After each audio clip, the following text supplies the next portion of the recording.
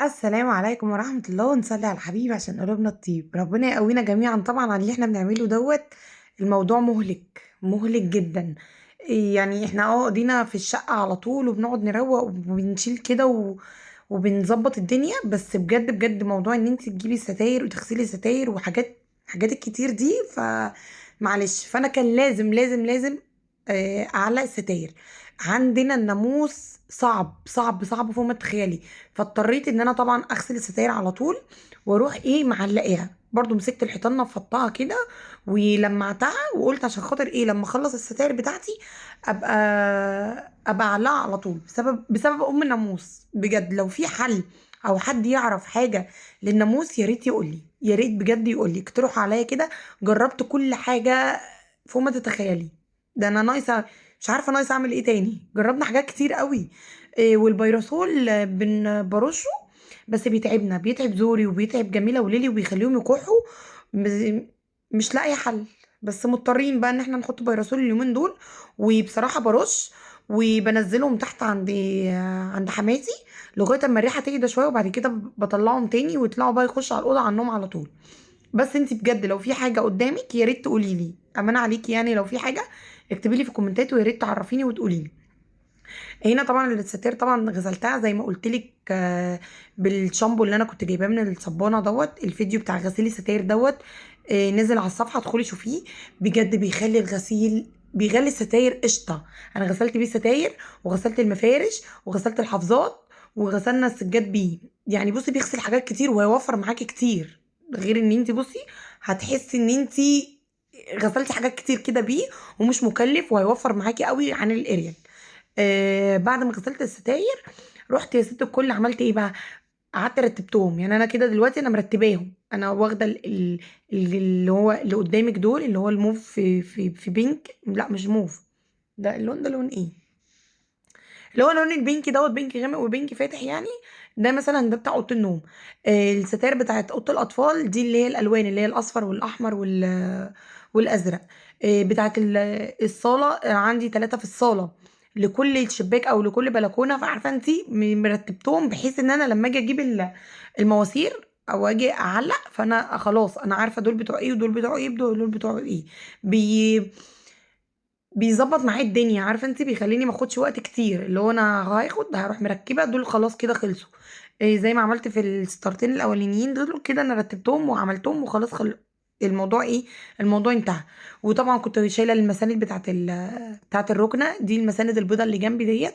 دي طبعا البوكسات دي طبعا غسلت المفارش بتاعها مع الفرش يعني. برضو هركبها. بحيث لما اجي افرش اروح فرش على طول بقى، خلاص مفيش وقت. على فكرة انا متأخرة جدا في الفرش. انا اول عيد عليا يعني يكون فاضل خلاص 5 ايام كده وانا لسه بظبط الدنيا. كان في ظروف خاصة وكان في مشاكل وفي حاجات كده بتحصل. فعارفة انت الحمد لله الحمد لله ان كل حاجة بتعدي. ان الحمد لله بجد ايا كان الصعب عندك ايه بيعدي. بكرم ربنا بيعدي، بدعوة ربنا بيعدي، بسجدة كده بتسجدي ربنا بيعدي. كل حاجة بأمر الله بتعدي. فقلنا بقى لا خلاص بقى انا عايزة ابتدي وعايزة اخلص وعايزة الم الشقة. وحاسة ان انا الشقة فردت معايا قوي. خدت معايا وقت جدا. انا بقولك اول عيد تاخد معايا وقت ده. انا ممكن كان يوم 10 كده، اخر 10 ايام اللي هو يوم 20 كده ورمضان، تلاقيني قلبت الشقة. وفي خلال يومين ثلاثة انا خلاص فرشت وخلصت. عادي، انا كده كده انا عارفه ان انا ايدي فيها، وكده كده بلم الدنيا من ورا العيال اول باول. حتى برضو لما نيجي نفرش احنا دلوقتي، طب ما انا برضو هلم وهشيل وهحط وعارفه يعني كده كده بنعمل كل يوم. بنعمل حتى في العيد بتعملي.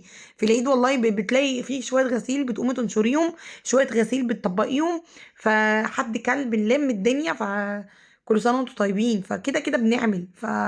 قومي كده استعاذي بالله. في ناس كتير ما عملتش على فكرة، وفي ناس كتير كاتبة على النت ان ما جابوش لبس عيد ولا وضبوا ولا حاجة. والله احنا برضو على فكرة، والله والله ما جبت لبس عيد ولا جبت حاجة. عادي. الظروف، وقت ما ظروفك تسمح، وقت ما يكون ربنا كارم جوزك كده او كارمك، انزلي هاتي. ما تزعليش، ما تزعليش نفسك عشان خاطر في حاجه انت كان نفسك تجيبيها قبل العيد وما جبتهاش. ما تزعليش نفسك، والله ربنا هيرضيكي وهتجيبي اللي نفسك فيه. بس العيال احنا اهم حاجه عندنا العيال، اهم حاجه ان انا بفرح بنتي بفرح ابني. ربنا يا رب يبارك فيهم، يبارك في اولادك. يا رب تجيبي كل اللي نفسك فيه بحق الليله المفترجه دي.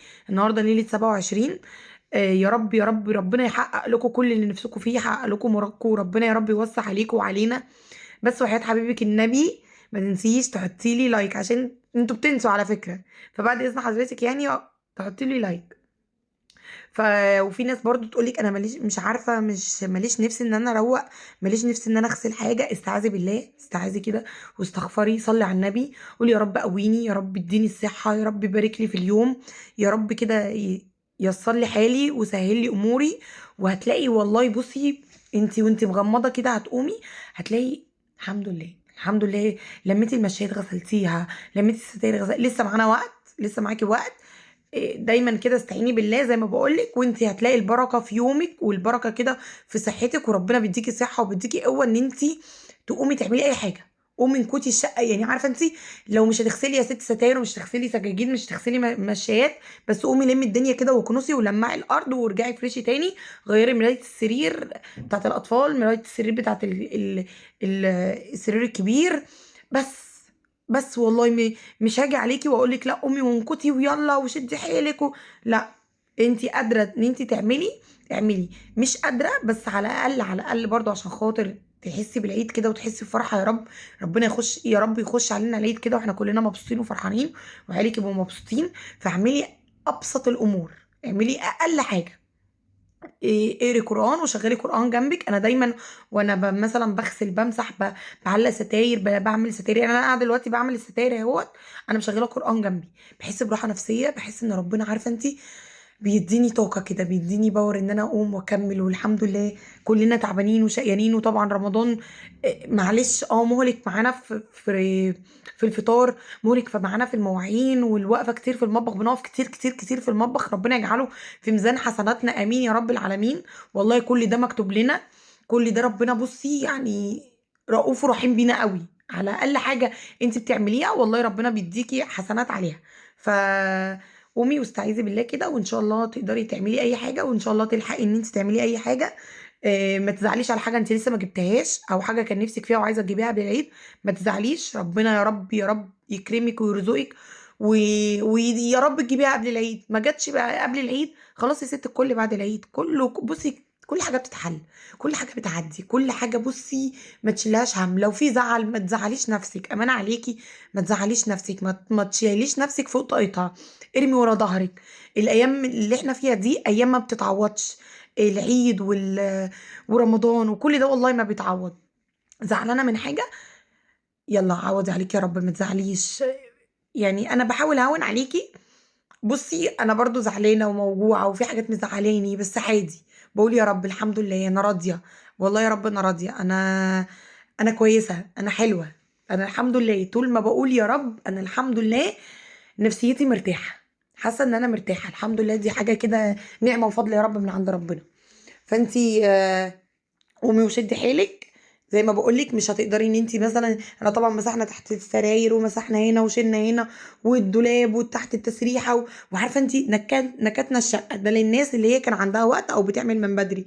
للناس اللي هي مكسله مش قادره، انا بقولك حتى لو هتلمي المشايات كده مش هتغسليهم ولا حاجه، تلمي المشايات تطوقي تكنسي، ترجعي تفرشي مشاياتك تاني، تغيري ملايه السرير.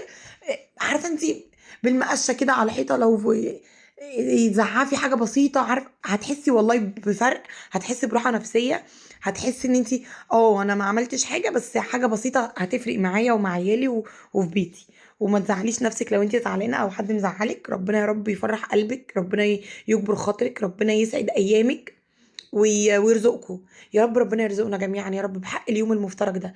يا رب يا رب ربنا يفرجها علينا كلنا ويرزقنا ويكرمنا، امين يا رب العالمين. ادعوا ادعوا ادعوا عشان الملائكه بتقول ولكم بالمثل. وطبعا انا هنا بقى خلاص كنت ظبطت الستاير بتاعتي وحطيت